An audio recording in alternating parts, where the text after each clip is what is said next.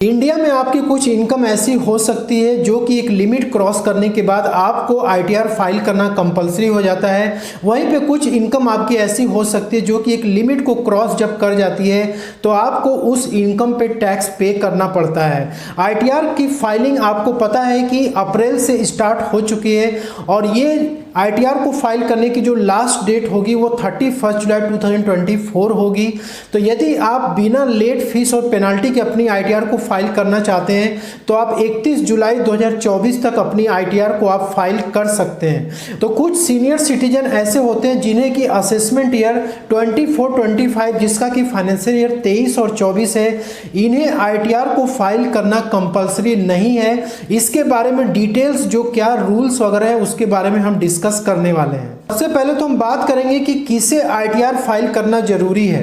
यदि आपकी financial year में ग्रॉस टोटल इनकम, यानी कि फाइनेंशियल ईयर का मतलब हो गया कि अप्रैल से लेकर के मार्च तक का जो पीरियड होता है, तो 1 अप्रैल 2023 से लेकर 31 मार्च 2024 तक के बीच में आपकी जो ग्रॉस टोटल इनकम है यदि वो बेसिक एग्जम्पशन लिमिट्स को क्रॉस करती है तो आपको आईटीआर फाइल करना कंपलसरी हो जाता है। अब यहाँ पे basic exemption limit old tax regime और न्यू टैक्स रेजिम दोनों की अलग अलग है।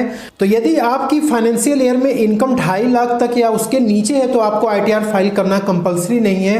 तो दूसरी लिमिट है वो है 3 लाख की, यानी कि ऐसा कोई पर्सन जिसकी एज 60 साल से लेकर 80 साल के बीच में है, यानी कि वो एक सीनियर सिटीजन है प्रीवियस ईयर में अप्रैल से लेकर मार्च तक में, और ऐसे सीनियर सिटीजन का इनकम यदि 3 लाख रुपए या उसके नीचे है तो इन्हें आईटीआर फाइल करना कंपलसरी नहीं है। तीसरा ये कि यदि कोई व्यक्ति जिसकी एज 80 इयर्स के एबव है, सुपर सीनियर सिटीजन है और वो 5 लाख तक की इनकम है उसके नीचे है तो उन्हें आईटीआर फाइल करना कंपलसरी नहीं है।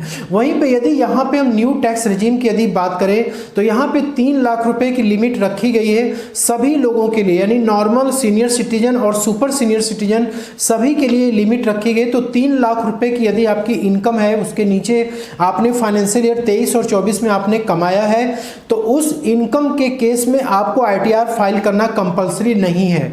अब ये जो ग्रॉस टोटल इनकम है ये कैसे कैलकुलेट किया जाता है, तो ग्रॉस टोटल इनकम में जैसे कि आपकी सैलरी से इनकम हो सकती है, बिजनेस से हो सकती है, प्रोफेशन से हो सकती है, कोई प्रॉपर्टी आपने किराए पे चढ़ा रखा उससे रेंटल इनकम हो सकता है, यदि आपने कोई भी लैंड या बिल्डिंग को आपने बेचा है फाइनेंशियल ईयर में उस पर आपको प्रॉफिट हो रखी है, या आप शेयर मार्केट में आपने कोई भी इन्वेस्टमेंट अपना बेचा है, या फिर आपने म्यूचुअल फंड्स की यूनिट्स को आपने बेचा उससे आपको प्रॉफिट हो रखा है, या आपने एफडी वगैरह कराई है, सेविंग बैंक की इंटरेस्ट है, या फिर डिविडेंड वगैरह की इनकम है, तो ये सारे इनकम आपके जब मिल जाते हैं, टोटल हो जाते हैं तो वो ग्रॉस टोटल इनकम आपका आता है। तो ये जो आपकी ग्रॉस टोटल इनकम है इन सारे सोर्सेस से यदि इस लिमिट को क्रॉस करेगी तब आपको आईटीआर फाइल करना कंपलसरी होगा।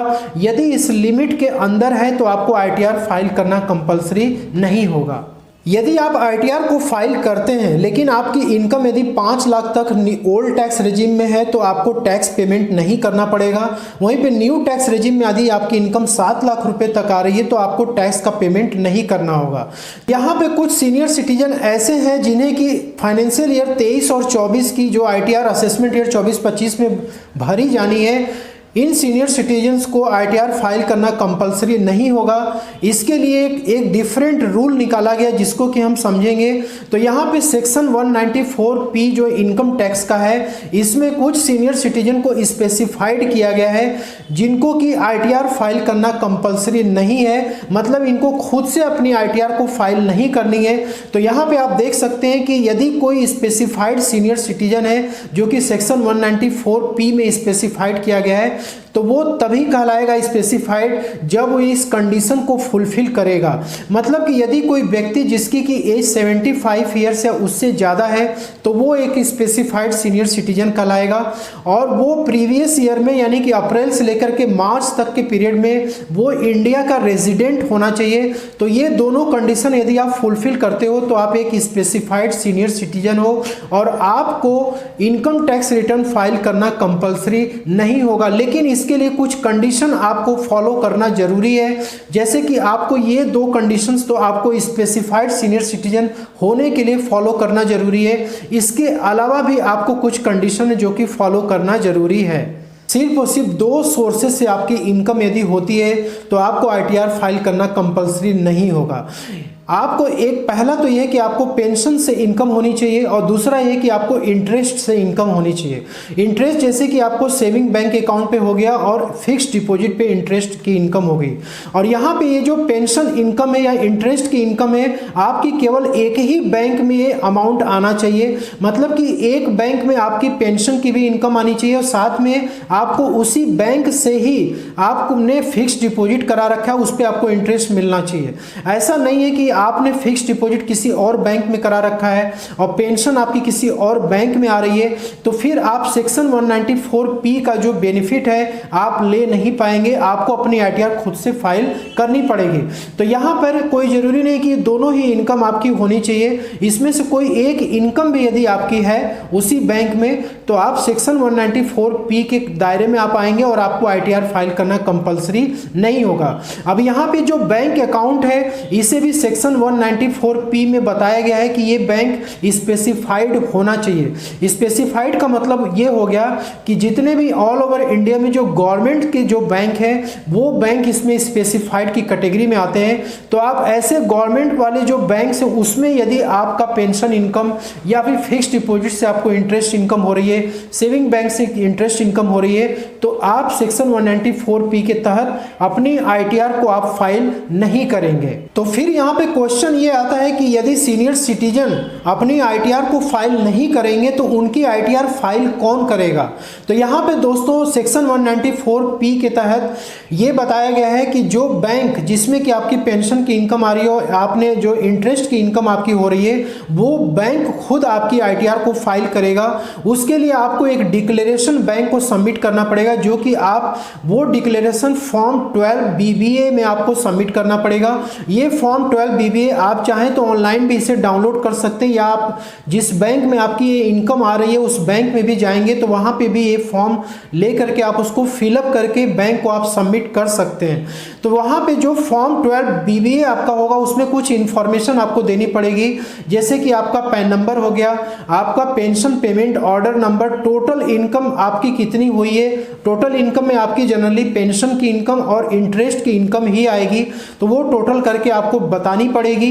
Deduction availed under section 80C से लेकर 80U तक, तो यदि आप 80C से 80U तक के बीच में आपने कोई भी इन्वेस्टमेंट वगैरह यदि आपने कर रखा है, जैसे कि मान लीजिए कि आपने LIC वगैरह करा रखा है या फिर आपने 5 ईयर्स का fixed deposit tax saver fixed deposit आपने ले रखा है, आपने NSC वगैरह में इन्वेस्टमेंट कर रखा है, तो जो भी आपकी इन्वेस्टमेंट होगी उसका अमाउंट आपको बताना पड़ेगा डिडक्शन की हम इतना डिडक्शन इसमें क्लेम करना चाहते हैं। ठीक है, इसके बाद रिबेट अवेलेबल अंडर सेक्शन 87 है तो बैंक ये कैलकुलेट करेगा कि कितना रिबेट आपका इसमें आ रहा है। ठीक है, और एक कंफर्मेशन आपको देनी पड़ेगी कि आपकी जो इनकम है सिर्फ और सिर्फ पेंशन और इंटरेस्ट से इनकम आपकी यहाँ पे हो रही है। तो जब आप ये फॉर्म सबमिट करेंगे बैंक को डिक्लेरेशन देंगे तो बैंक की रिस्पॉन्सिबिलिटी है कि वो क्या करेगा आपकी इनकम को टोटल कैलकुलेट करेगा, देन आपके जो भी डिडक्शन 80C से लेके 80U तक के उसको वो माइनस करेगा।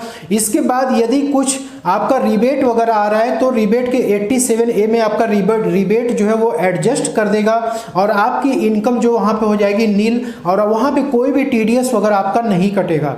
यदि कोई रिबेट वगैरह आपका नहीं हो रहा है, मान लीजिए आपकी इनकम जो है एक लिमिट को क्रॉस कर जाती है, जैसे 5 लाख के ऊपर क्रॉस कर जाती है ओल्ड टैक्स रेजिम में और न्यू टैक्स रेजिम में 7 लाख के ऊपर क्रॉस कर जाती है तो उस केस में आपको रिबेट नहीं मिलेगा।